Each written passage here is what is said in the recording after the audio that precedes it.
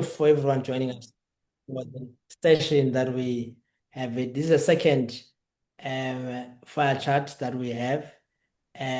So we have amazing organization that is part of the Uplift Partners, and I'm so looking forward to ADED. I mean, Eric would probably give it much more the meaning of the name, but it's they are supporting youth in the last 25 years in the Eastern DRC, that they go through the TVET and they go through the enterprise pathway.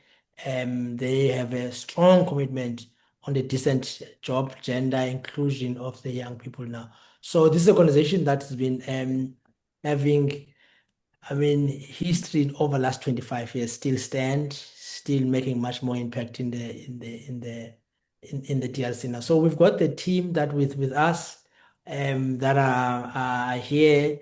And so we have Eric. So Eric is going to be speaking, and the team will come in as time goes on, because this is much more conversation. And the conversation for us is like to share the amazing work that is going to come in now. So, Eric, welcome, Eric. I'm keen to know you. Tell me about, I mean, who's Eric?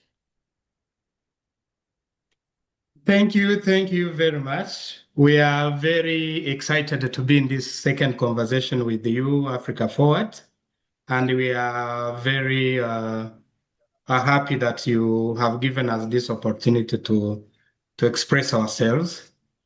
Also, my name is Eric Mjanama. I I am Congolese, of course, and I work in DRC.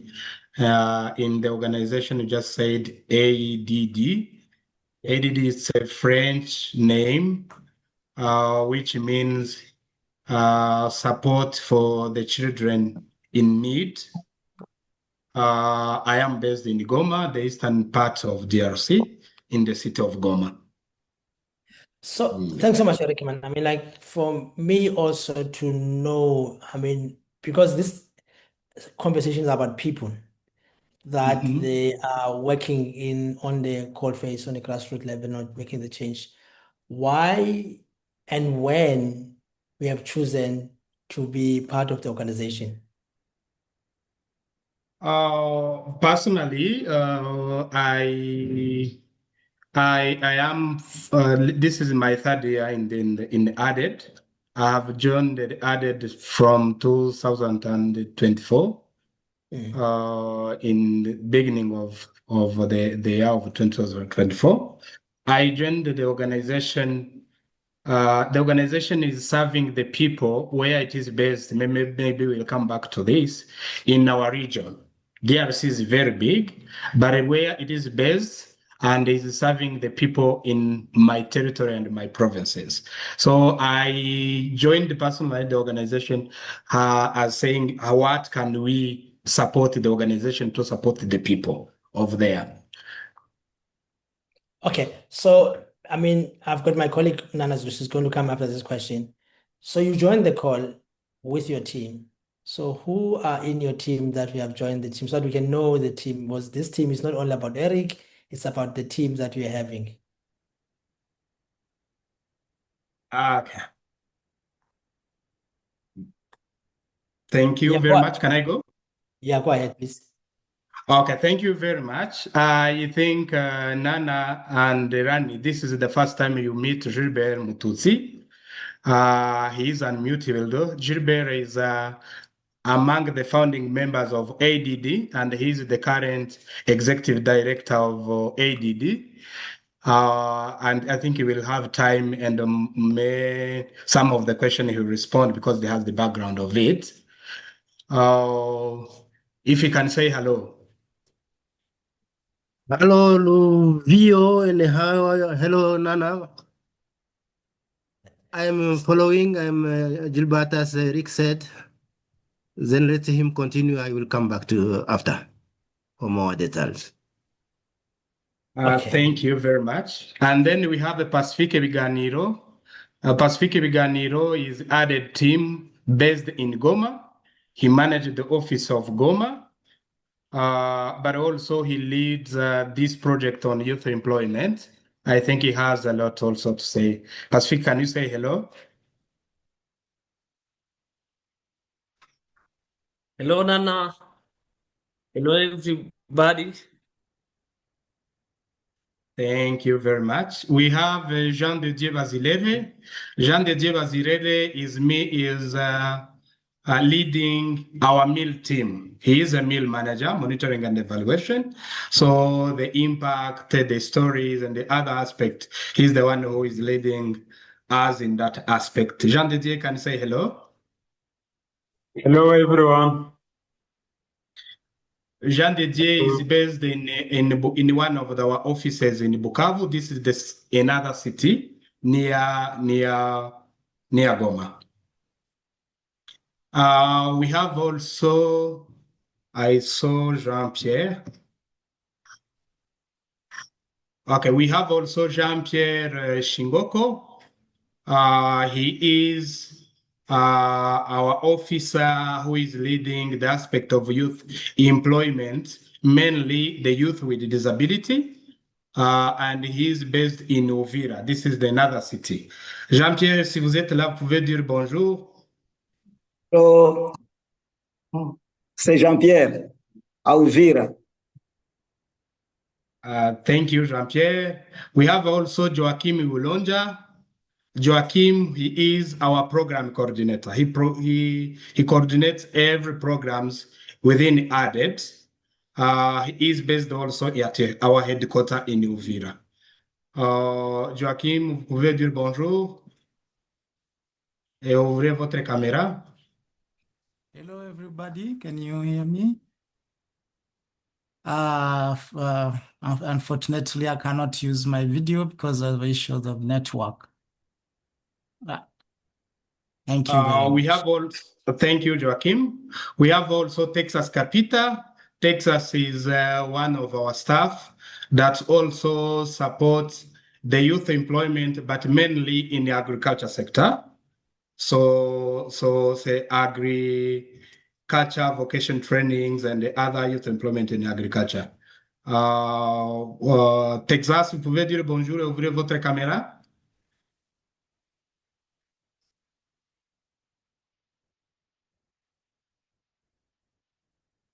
Okay, he's not, maybe he didn't get, I don't know his name. So Nana Je suis and là. Rani. Oui, Okay, bonjour, c'est merci. Capita Dunia, Texas. Et puis Uvira. Thank you, Texas. Okay. And Rani, this is our team. This is ADED team. I think within the question that we'll be following up, we'll know them and we know the impact that they are doing in DRC. Thank you. Thank you so much, Eric. And it was so good, meeting the entire team, doing the amazing work you're doing all the way in DRC. And just to continue with the questions that we are asking, because this conversation is so important. And the ADED has been around for 25 years, correct? Yeah. And so I'd love to know, pick your brain, what has been one of your biggest challenges and how have you been able to adapt, navigate those challenges in building ADED? Thank you very much. I think, Gilbert, vous êtes là? Je suis là. Let me maybe try to respond to the question. I do not have a good quality internet. In case I'm out of your question, please try to recap me. If I understand, you are talking what ADED have been an organization working on the ground for more than 20 years. Then the question is, what is our big challenge?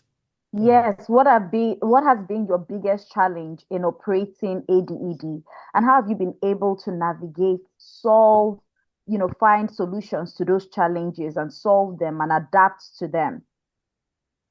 Yes, one of our big challenges is as NGO, we are state partner. We are working. Our aim is to work to help our state achieving the development goal.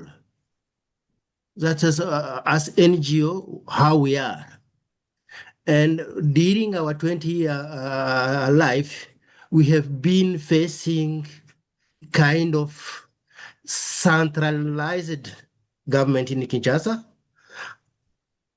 and less accountable government. And why sometime we were working in such a way, we say the government didn't do and we are doing. Even we were not convinced that this is not a good way to work on, but the context bring us in such a way of doing. It means one of our big challenge, we have lack kind of decentralized government. We have we have lost the government which we aim to support. We may be lacking on this, but it means the government system, the governance in place was not accountable to the government, while we want them to be our partner to try to help government playing the accountability role.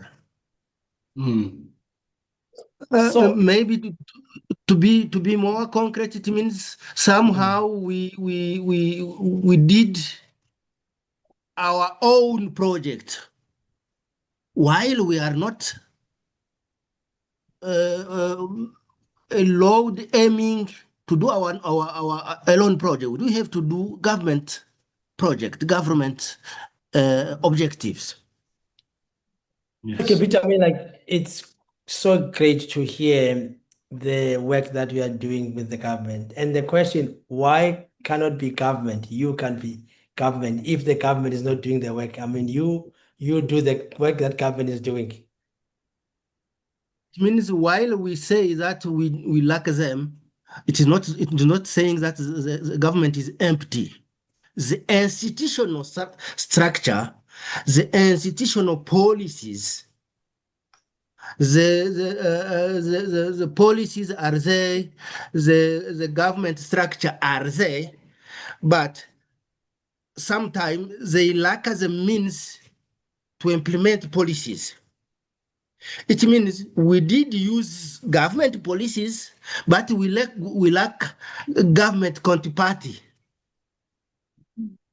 It means if we come up with the aspect of youth employment, the youth employment policy are in place, and they can say, oh, the government will do this, and partner may do this. And why, if you go on ground, you can't. It is not easy to fund this counterparty. It means ADED still using policies to plan, but lack the government force to make more our work more sustainable, more efficient, more and so on. Sometimes my English is poor, sorry. No. I mean, like, maybe that's maybe another. I mean, you're right, and I appreciate that now. So you work with the government, which is centralized and unaccountable, but we achieved many 25 years since then. What have kept you for these 25 years, regardless of the challenges that you are telling us about the government? Yes.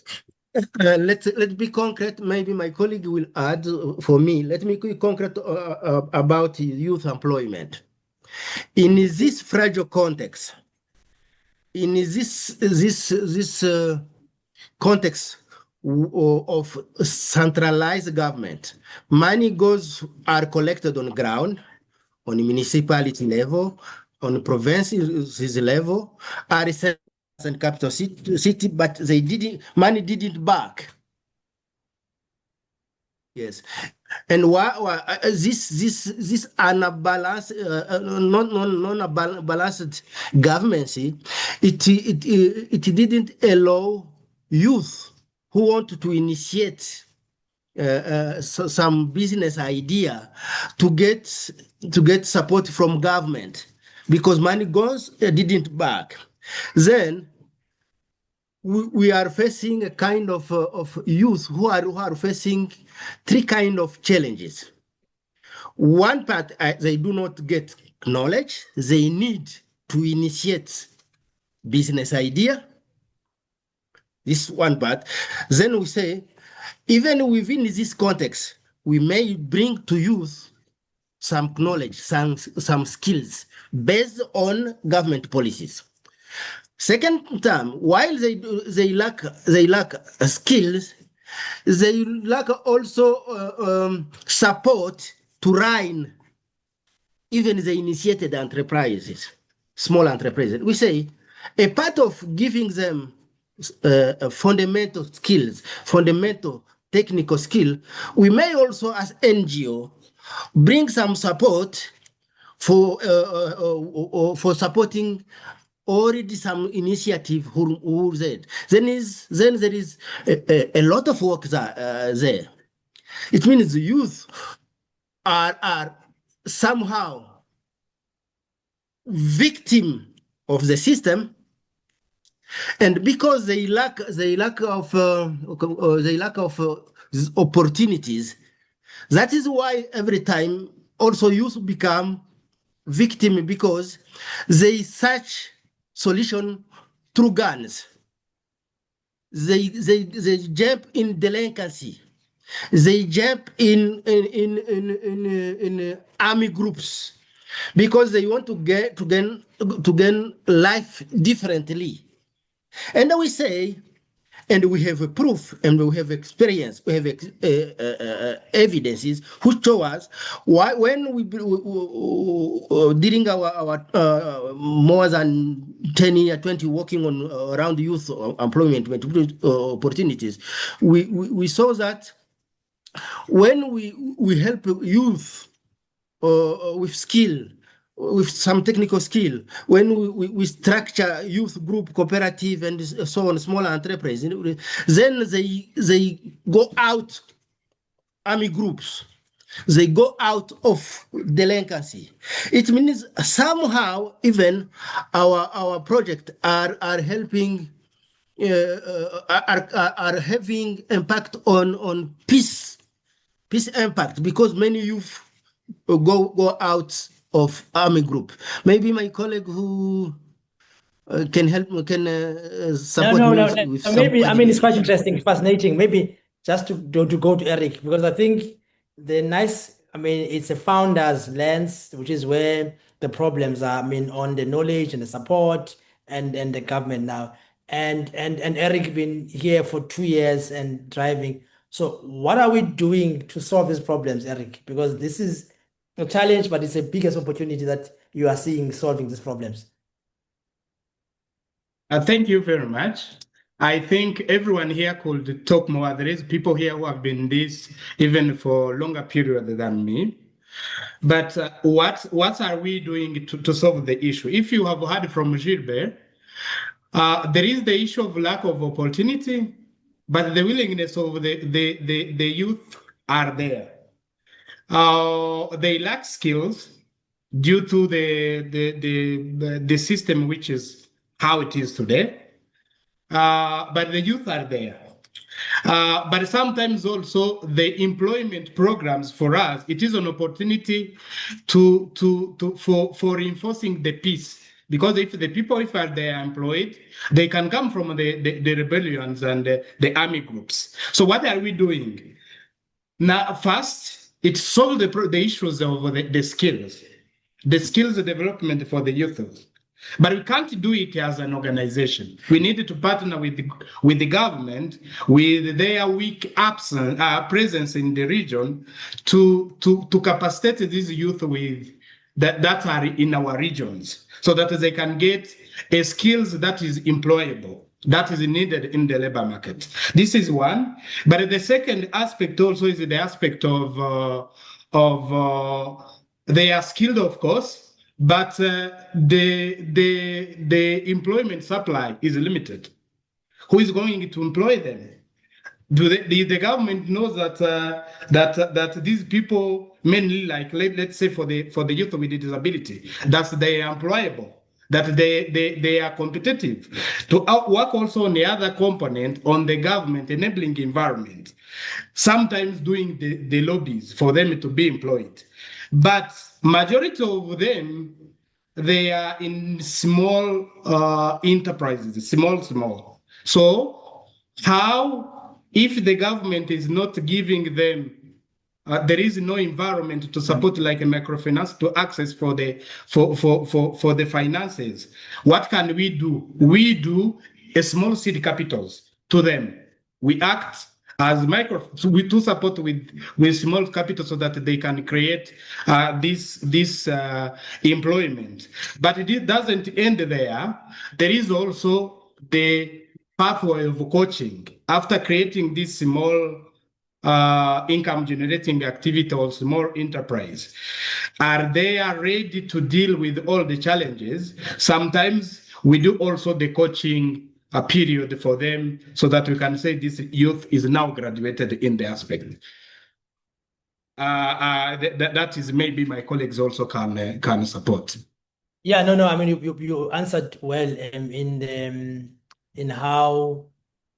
how are you solving these systematic problems of unemployment, and you address it through social enterprise that you are creating so that enterprises can employ more people that and then you provide them with the seed capital that like, so how many in a year, I mean, youth that you support, and how many business that you able to create?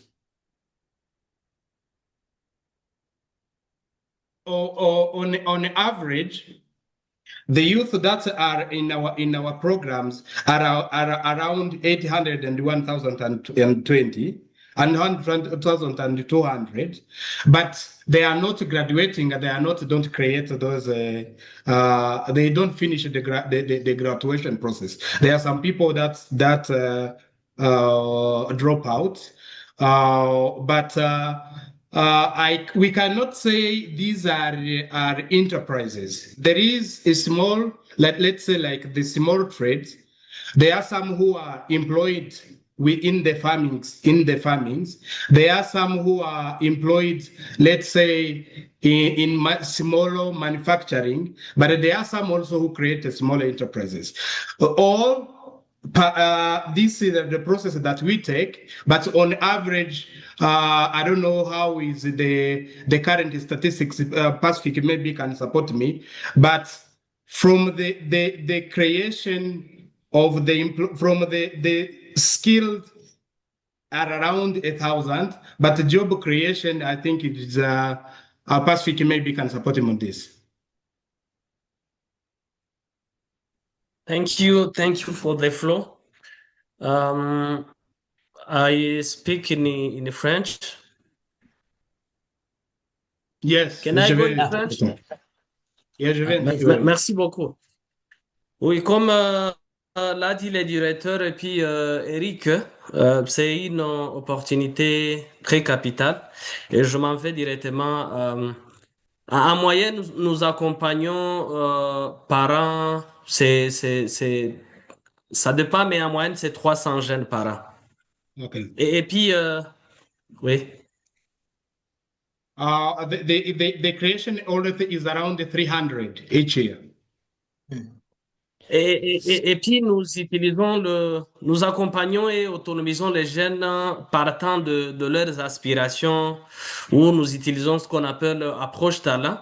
C'est-à-dire, c'est pas ADED qui décide le type de projet ou d'autonomisation des jeunes, mais c'est plutôt, dans un premier temps, le jeune qui consentit, donc après toutes les étapes d'orientation. Maybe one question: do the team of Africa Forward are able to follow something in French? No, he's interpreting. We can follow up with through Eric. Okay. And yeah. Okay, vous allez être un peu bref, Pacific. How we are doing this, we use talent detection approach. It is not that added decide that this youth will do this. It depends on their talent that guide them through the process. Mais au moins, le sujet transversal, c'est le développement des compétences personnelles. Et puis, chaque jeune choisit maintenant son domaine, bon, via l'entrepreneuriat agricole, les métiers comme la coupe couture, la plomberie et autres. And then after that, the youth skills development, they continue with their different field of job creation. Okay. Et donc, Maybe- vers la fin, Maybe if I've Pacific, like just a quick one. Is it possible that you can bring some of your product, or not product per se, someone who's been impacted by you on the call? If you can like just bring someone that we can hear how his experience of you have it on the call. In this call, est-ce que Pacifique, il y a des jeunes qui ont participé ici? They were invited and they were sent a link, but unfortunately, let me check. No worries. I don't see one. Yeah, no worries. No worries. We can ask more questions for the Pacific. We will ask more questions around the data now. I want to give to Nana to if there's any question that we have, Nana. Unmute Nana. Hello, can you hear me, everyone? Thank you so much. I mean, I'm learning so much from this session. Thank you. My next question now is, I'd want to learn from you how you've been able to implement your programs or your experience working in a conflict zone. A lot of people, a lot of organizations, even countries within the continent do not understand how that works, right? But this is what you specialize in, implementing these programs, supporting youth in a conflict zone. What is it like? What are the Okay, let me just stop there because I have so many questions. So let me know. Yes. Merci. Joachim, vous pouvez répondre à la question? I would like Joachim to respond to this question. Okay. Maybe I will introduce him. Then Joachim could add me. Please let him go. Do you know Congo now is 30 years of conflict, kind of bad governance. But what you can see when you are in the ground, you can see how people are resilient. People have developed in this chronic lack of good governance, recurrency of conflict. People have developed strong resilience.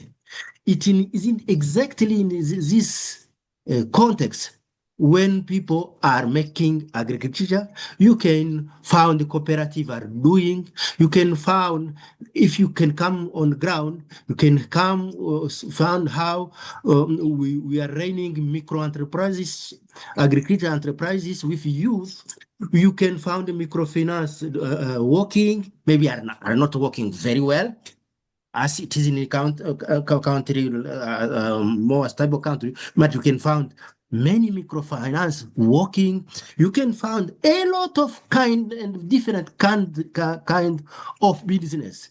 It is how we as ADED, we continue working on developing skill, structuring youth, involving them in VSL and Village Saving and Learning Association. They are developing a cycle of loan and the credit. It is on such dynamics. Then we add seed capital. Then they can create. You can see. I am talking a little bit, but you can see. I recognize that we are in a fragile context, somehow, or recurrent context, but and people have developed strong resilience and are continue working. Maybe Joachim can go on. And before Joaquin goes on, please, and I like that you've just addressed resilience, right? And Joaquin, maybe you can talk about this. What are some misconceptions we have from the outside when it comes to supporting refugees, right? Because you've just shed a lot of light, Gilbert, on the resilience of the people of DRC. So what are some misconceptions that we might have looking at DRC and hearing about DRC from the news on how you support refugees? Let me start by one of the example. 4 years ago, I think 4 years ago or 5 years, we have a Dutch donor named Help a Child, and we say good we ask for a project related to youth agriculture and employment. It was based on also an experience, and this donor said to us, "Please, this will not work." And I say, "This can work and will work." At the time, the donor refused to give us this money. And we went through a kind of emergency response with him. But I get small money with a small Belgium money. And we start working on youth and agribusiness. After 2 years, the same donor said to us, I like this project. It is very impactful. Now youth have some employment. Even do you see how the misunderstanding about one who are outside? And I can say I could show him this bring more than 200 youth out of group army who joined the project with agriculture, cooperative, VSL dynamics, and we open an account with a small IMF in this region, and we put money in microfinance, and microfinance starts funding youth. This is what I would like to tell you about the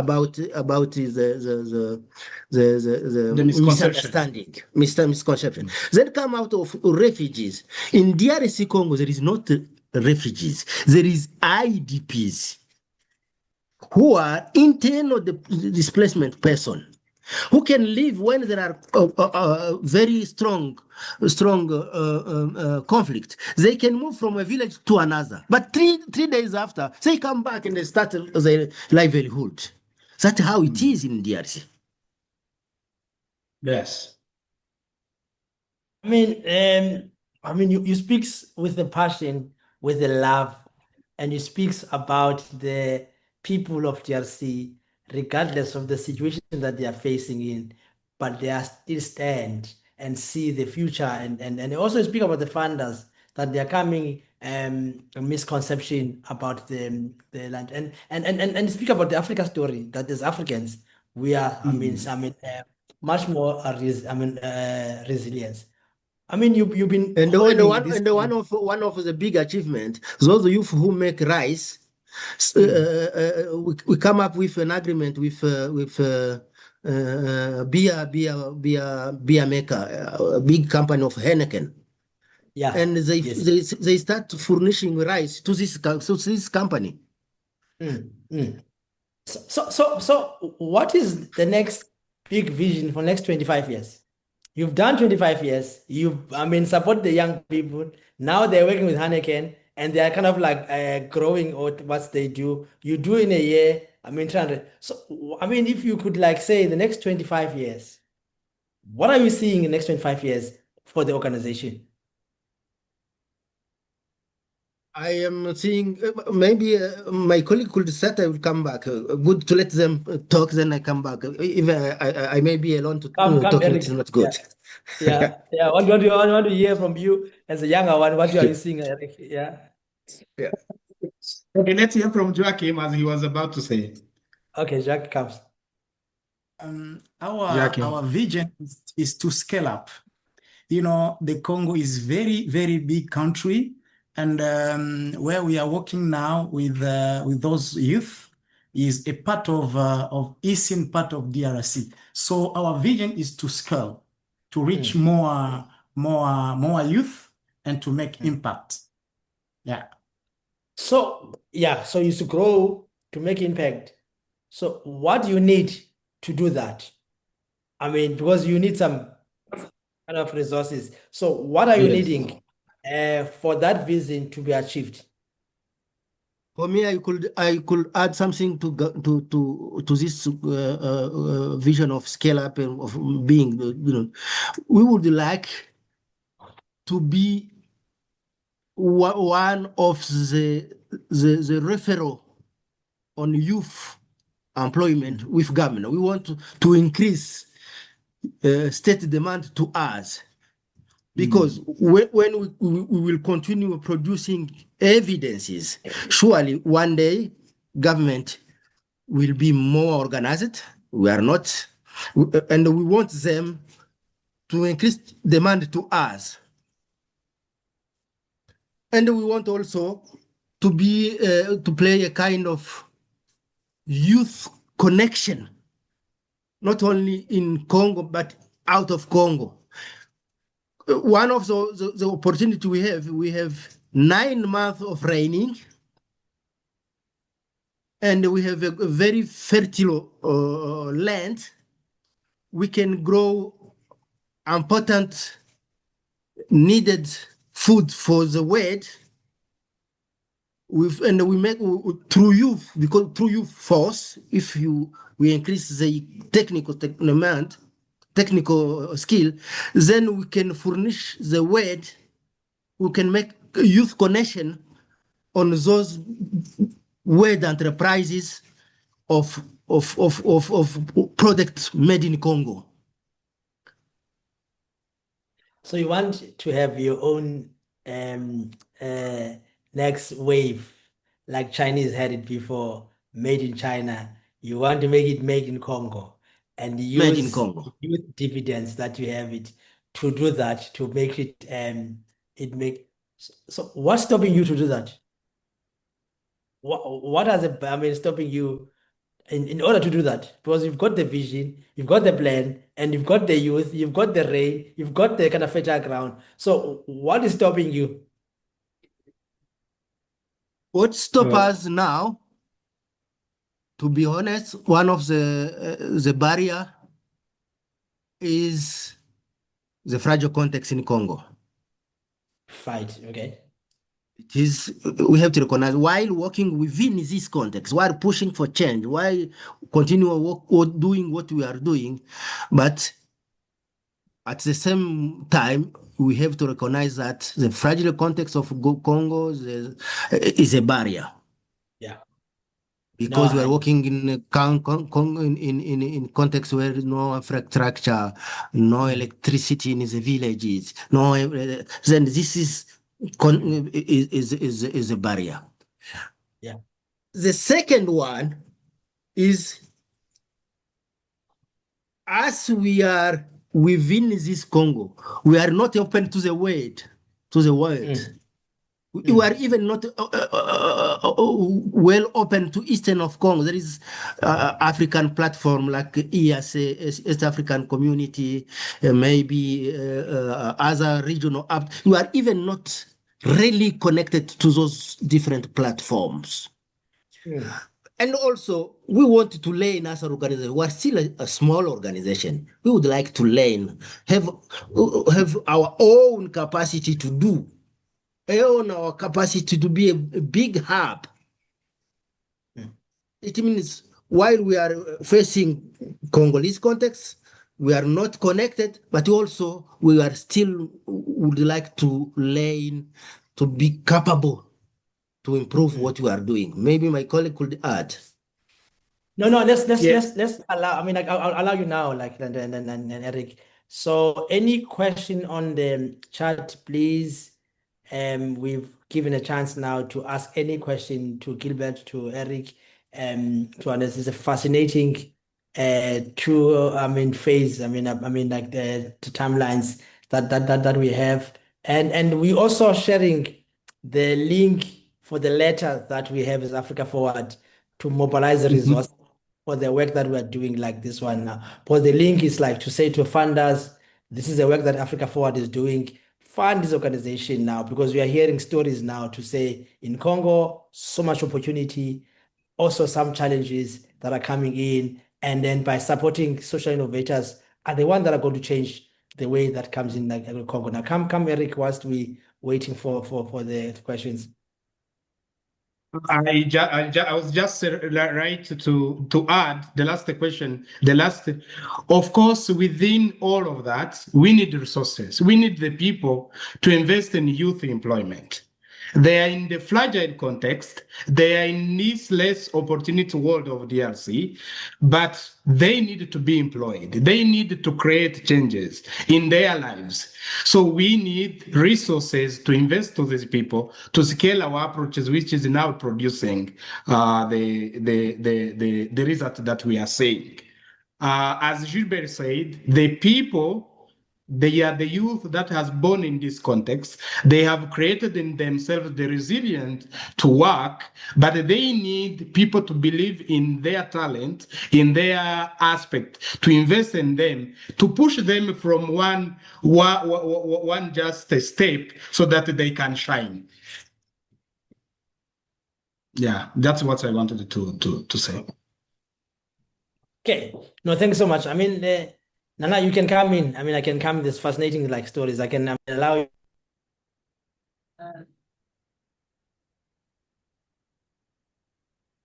Sorry, Livo, Yeah, I'm you muted, went? Nana. Oh, I'm no, muted. you Okay. went. No, I was saying that. I mean, I'm much more enjoyed. I mean, like, I want to go back to Gilbert as the founding, as the founding of the organization, still active and with so much vision, understanding what's need to be there. It seems that we are not going to get retired. There's more work to be done.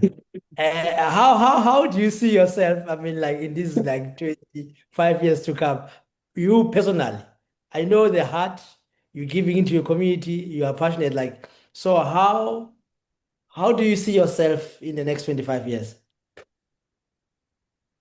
Congo do not lack resources. There is many resources opportunity, but they lack a leadership. They lack the right leader. I am seeing myself one of the right leader to change the situation. I am still having some energy. I'm now around 60. I think I'm seeing You look like maybe 50. yeah, I'm 60. I am seeing that maybe I have more 10 years to push to change the situation. Yeah. Wow, So you I mean, I say, think Congo need leader and want leader. Resources are there, and only right leader could change the working force of youth from victim to actors to entrepreneurs. Yeah. yeah. Nana, wow. you're muted. Yeah, Yeah, so okay. well, I mean, I just feel like, I mean, I've learned so much, and I think that it's one of the reasons we called for this fireside chat. I've learned so much, being all the way in Nigeria, always hearing about the DRC in the news, and just seeing something beautiful that has come out of the conflict. And for me, it's the resilience of the people to see that despite all the odds, despite the poor governance, despite the wars, there are youths who are still thriving, and that is worth supporting. That is worth funding. So I mean, thank you for this conversation. And again, the leadership, just the visionary leadership, just being persistent in ensuring that what you have in mind, what your mission and vision is accomplished. I mean, I just applauding your team. Yeah. Yeah, no, thanks so much, Nanas. I mean, just to come both to Gilbert and Eric, I want to kind of, despite all these challenges of lack of government, for wars that are taking place and closed economy, what are you seeing as a hope for the future for DRC? So what are we seeing as a hope for this future? Like and it's something that really deeper on you now. So what are you seeing that? Can I go? Yes. Yes. I think now there is some sign of hopeness. One of the hopeness killed me. I'm seeing that the current situation of conflict is not a rebellion, but I'm seeing it as a revolution. Surely, all conflict or war are making very bad kind. But if I go beyond those crashes, I'm seeing that political dialogue are more advanced, talking about federal governance, not unitarian governance. You can see, maybe it may take some more years, maybe 1 more years, maybe two more years. But I am saying that this would bring decentralization being effective. And one decentralization is effective, federalism governance founded by are coming. That is one. Second one, I'm seeing that people on the ground are building individualism, are not talking, are not yet strongly manipulated. In this region, there was many speech about manipulation promises. People now are not hoping on politicians, are trying to develop their own way of understanding, seeing, making some critical analysis on behind what is the interest of the population. They are talking about interest of the population. This kind of revolution on governance system thinking, but also on critical analysis of population, not following politics, but trying to develop their own resilience on their own interests. I'm so thinking that this could be the hope. When you come off also on youth, you can see that youth now are not just following and making some. There is still youth force are more active. There you can find still many youth within army group, but you can also see some who are making critical analysis and come out by themselves. That's how I'm seeing that a kind of hope. I mean, that's a good. I mean, I was like, say, if you could be thinking of going to government in your retirement, that could be a great thing that you could, because you know the answers for your country, you know what's need to be done in your country. And I appreciate the thinking of the young people that they are the future, but in the right state of the government, which the government comes about it now. And you give some kind of hope, regardless of the challenges, what's happening now. So I'm keen to hear from Eric as also youth. What are you seeing, Eric? I mean, as young as you are, well, Gilbert is more like 60 and you're younger and you've got option, you can go somewhere. So what's the hope on you? Yes, maybe Thank you very one more aspect for me. I'm talking more on a strategic level, but maybe Eric and Pacific could go on the ground, building hope on the ground where we are, from what we are producing, not from. Interesting. Thank you very much. On my side, I see hope. As Gilbert said, I see more now are the youth that are pushing more than being they are active in what they need. So I think in the near future and in the future, the changes will come. They are now pushing on the side of government and making the government accountable, requesting for their rights, and I'm hoping and I see the changes come. On the side of the organization, I think now what we have been doing is now more and more getting outside, and they are more getting the people that who want to understand what we are doing and what can be contribute on that. Yeah, thank you. Thank you so much. And any last parting words before I kind of close the session? No, I mean, I just want to say bravo, and I just want to say, just keep on building. And for Africa Forward, we are just really honored to partner with you on this Uplift program, just showing that there's proof of work that social enterprises can solve the unemployment challenge in Africa. So yeah, thank you. Thanks, Asante, Nana. Nana. Just to say to Gilbert, to Eric and the entire team of ADF, it's an honor for us as Africa Forward to have this conversation with you. You are part of the key partners with that. We are the second uplifting partner that we have a conversation. We've got 20 partners. We'll do in the next 2 years, but we are the second, partners that we are so proud and we looking forward to continue working with you. To make sure that, beyond what we do, we can work with you now. My ask for you guys, to everyone that comes in now, there's a letter that we have it, and the letter we have to send it to the funders. So the funders can support social innovators in the content, because that's what the problem is. Social entrepreneurs are not being funded.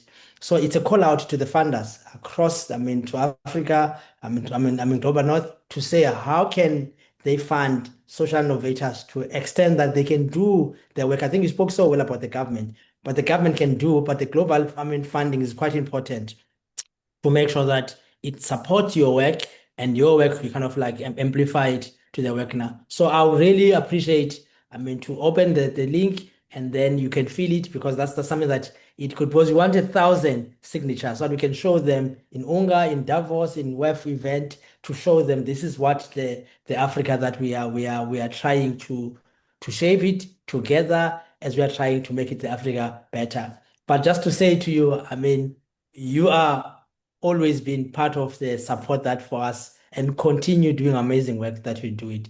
What I like mostly, it's like from Gilbert to Eric and the team, the old and young, that's the future.